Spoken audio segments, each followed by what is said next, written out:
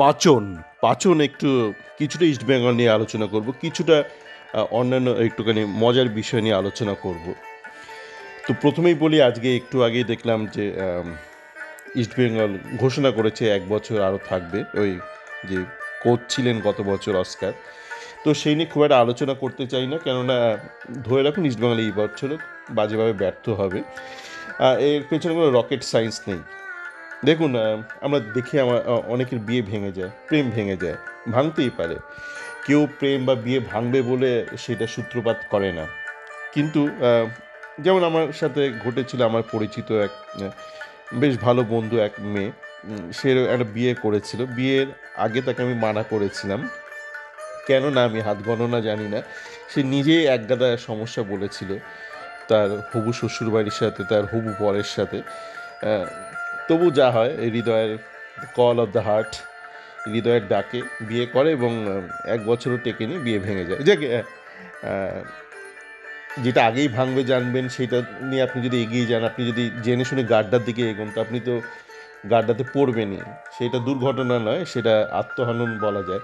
দেখে এই বিষয় নিয়ে আলোচনা পাচনে যাই। কেন পাচন বললাম, এই যে আইএফএ যে নিয়মটা করেছে, কলকাতা ফুটবল লিগে ন্যূনতম 5টা স্থানীয় প্লেয়ার খেলাতে হবে, সেইটা নিয়ে দেখছি অনেকে অনেক উল্টোপাল্টা, তারা এটা বেশি নিজেদের ওভার স্মার্ট ভাবছে। রহিম নবী, অমিত ভদ্র নিজেদের বেশি স্মার্ট ভাবছে। আরও অনেকে আছে, এদের দুজনের নাম মনে পড়লো।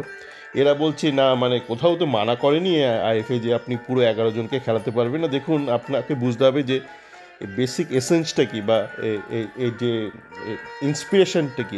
এইটা কিন্তু বেসিক্যালি একটা একটা রুল বা একটা পানিশমেন্ট টাইপ, যে আপনাকে খেলাতেই হবে। কেন এই নিয়মটা আনা হয়েছে, আপনাকে তাহলে বেসিক আপনার এই ফিলোসফিটা বুঝতে হবে। এটা এই জন্যই যে স্থানীয় যে সিএফএল ক্লাব আছে, তাদের প্রতি আমাদের ভরসা নেই। আজ যদি তাদের প্রতি আমাদের ভরসা থাকতো, ইস্টবেঙ্গল, মোহনবাগান বা ছোটো ছোটো ক্লাব, যে তারা স্থানীয় প্লেয়ারদের দায়িত্ব নিয়ে তুলবে, তাহলে তো এই নিয়মের প্রয়োজন পড়তো না। এই 5, গত বছরের 4, কোনো কিছুই প্রয়োজন পড়তো না। আমরা তো তাদের প্রতি বিশ্বাসটা হারিয়েছি।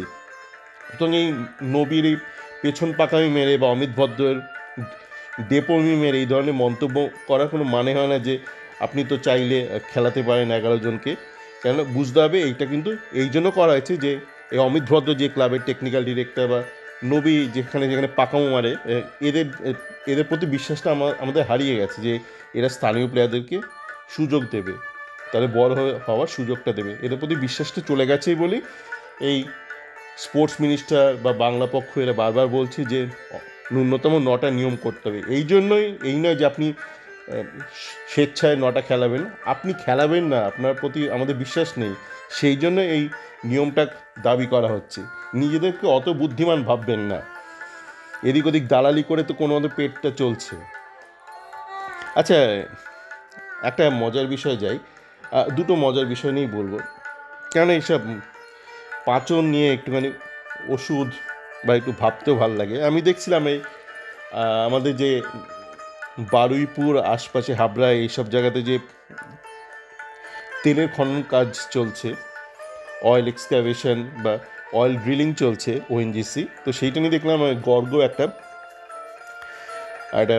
ভিডিও আপলোড করেছে ওর ইউটিউব চ্যানেলে, এবং ও এরকম তো অনেক করে। তো ওর একটা বক্তব্য হচ্ছে যে মানে বাংলাতে প্রচুর কাজ রয়েছে, কাজ হচ্ছে, কিন্তু বাঙালির কাজ নেই, ইউপি বিহার থেকে লোকজন নিয়ে আসছে। তো সেই নিয়ে এখানেও দেখালো যে ওই এলাকার আশপাশে লোকদেরকে মানে কাজ দিচ্ছে না, বরঞ্চ ইউপি বিহার রাজস্থান থেকে লোক ধরে নিয়ে আসছে। তো কেন করছে আপনাকে এটা জানতে হবে। মানে গড়গড়া বা বাংলা পক্ষ এরা তো খালি বলে যে আপনাকে এই করতে হবে, কোটা করতে হবে, রিজার্ভেশন করতে হবে, লোকাল স্থানীয়দের নিতে হবে। কিন্তু আপনাকে বুঝতে হবে কেন এটা করে, একটা মোটিভ, যে কোনো পিছনে একটা মোটিভ তো থাকে।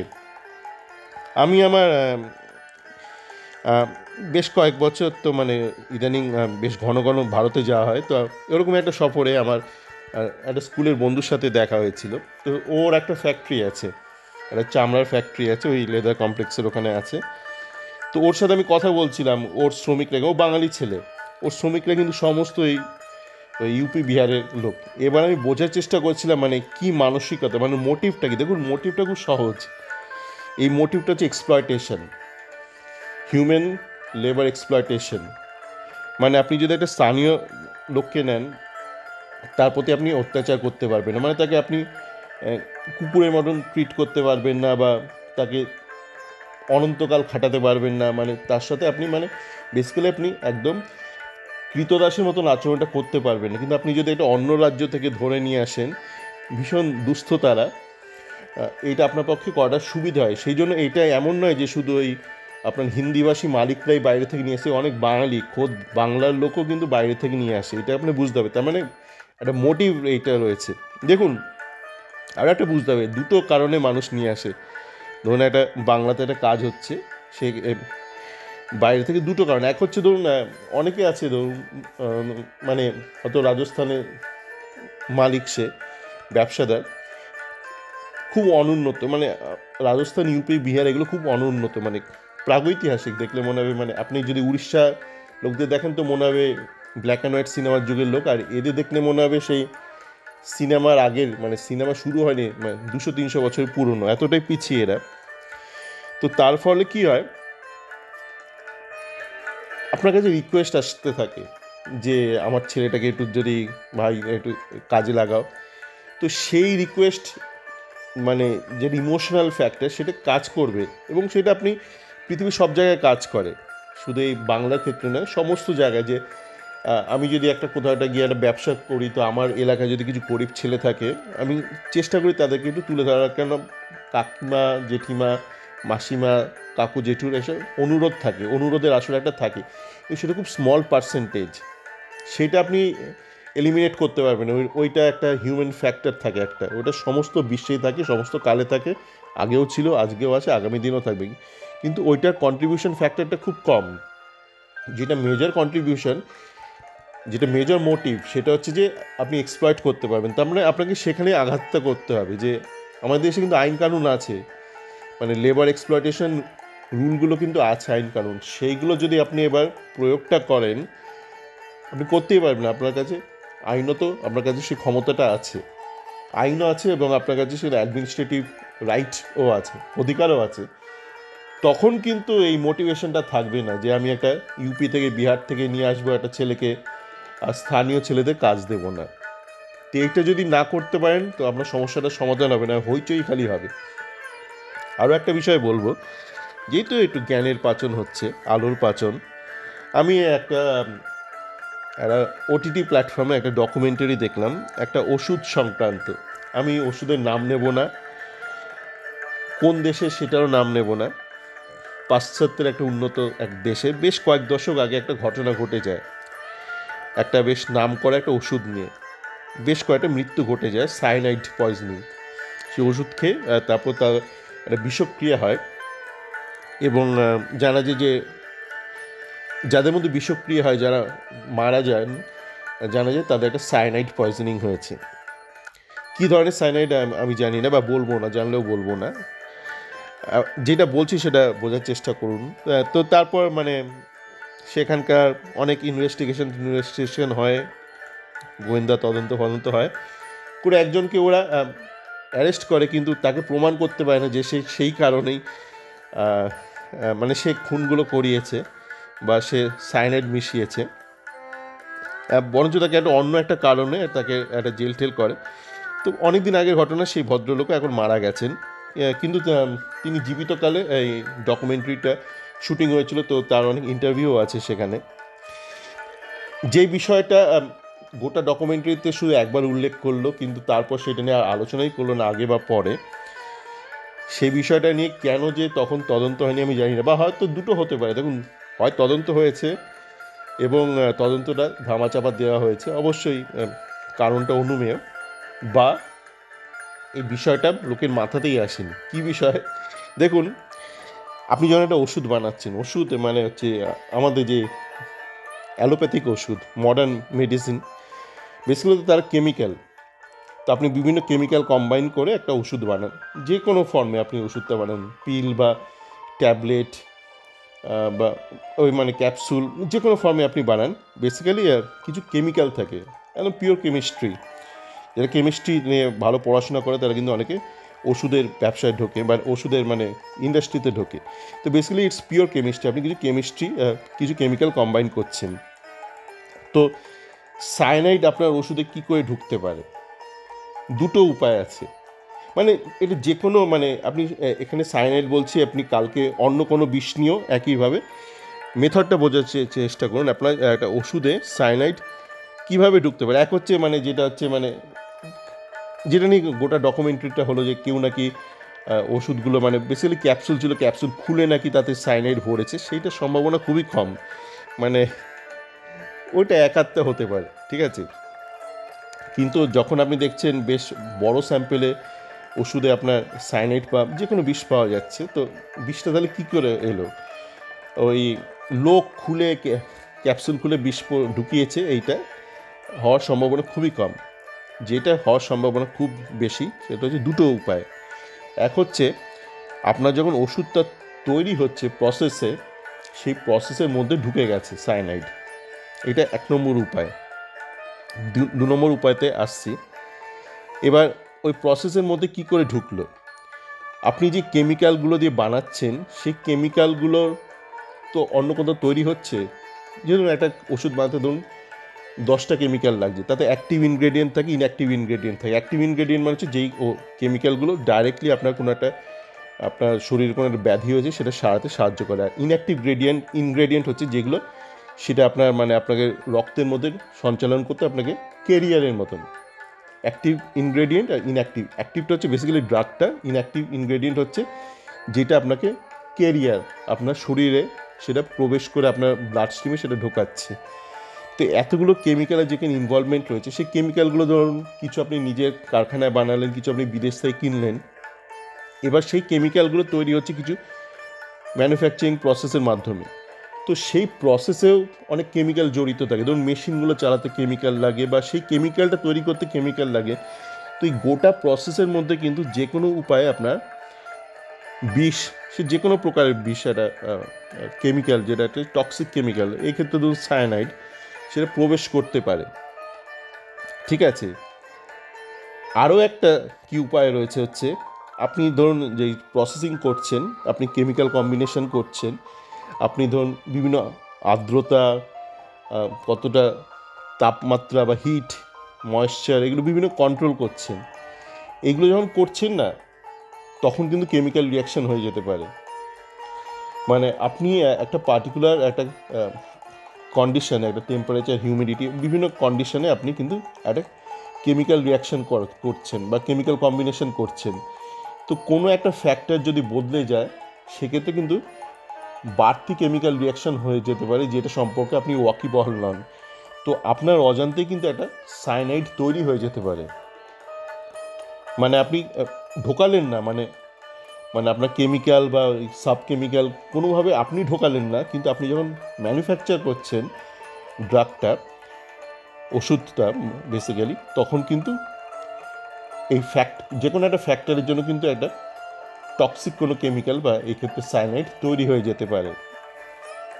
এবার ওই ডকুমেন্টারিতে একটা জায়গায় বলেছে যে কোম্পানি ওষুধটা বানাতো, জানি না ওরা এখনও বানায় কিনা, আমি এত মানে কিছুই বলতে চাইছি না এখনও বানায় কিনা, সেই বিদেশি সেই কোম্পানিটা সেই স্থানীয় মার্কেটের জন্য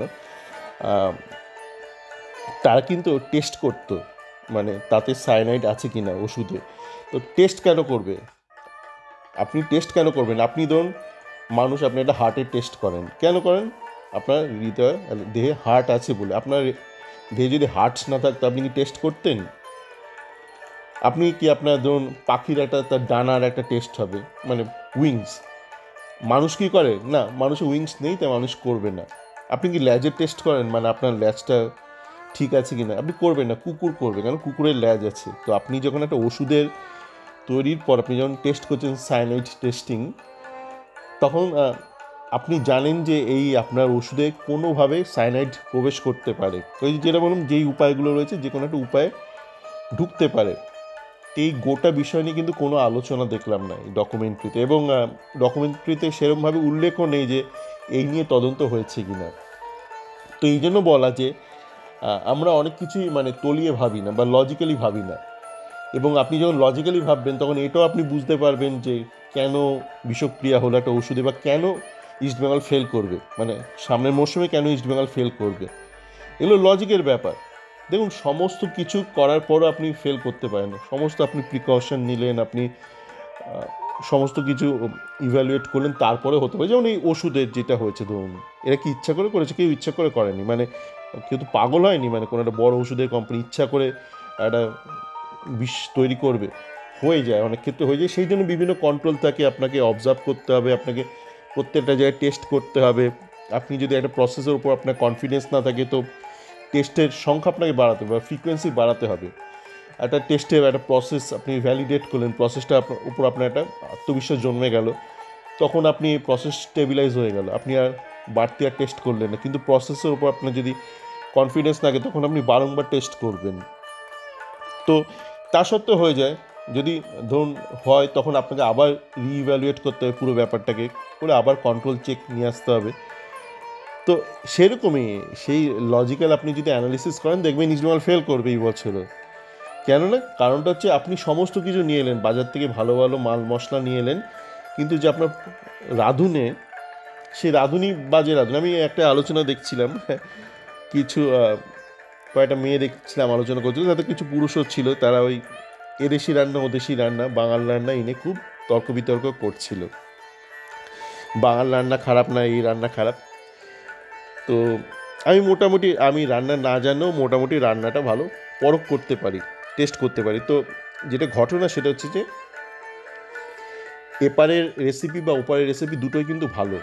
এখন মুশকিলটা হচ্ছে এপারের যারা সাধারণত যারা রান্না করে, মূলত আমাদের সমাজে তো মেয়েরাই রান্না করে, এপারের মেয়েরা বেশিরভাগ রান্নায় খুব একটা দক্ষ হয় না। মানে এটা এমন নয় যে সবাই অদক্ষ, মানে সংখ্যাগরিষ্ঠ যারা এপারের রাঁধুনে, তারা কিন্তু খুব একটা পটু হয় না। ওই জন্য অনেক সময় রান্নাতে এক গাদা চিনি দিয়ে দেয়, ঠক করে একটা চিনি দিয়ে দেয়।